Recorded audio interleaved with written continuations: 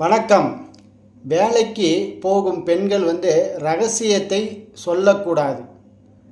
ஏன்னா அவர்கள் போராட்டம், சிக்கல், வாழ்வினுடைய அமைப்பு சரியில்லைன்னு தான் வேலைக்கே போகிறாங்க. அந்த போகும் இடத்தில் தன்னுடைய ரகசியத்தை எதிர்பாலினிடம் சொல்லும் பொழுது அவர்கள் அக்கறையாக பேசும் பொழுது உங்களுக்கு சிக்கலான போராட்டமான வாழ்க்கையை சூழ்நிலையை உருவாக்கும். அதுவும் சந்திரன் கடகத்தில், விருச்சிகத்தில், மகரத்தில், ரிஷபத்தில் இருக்கும் பெண்கள் அவங்க தான் வேலைக்கே போவாங்க.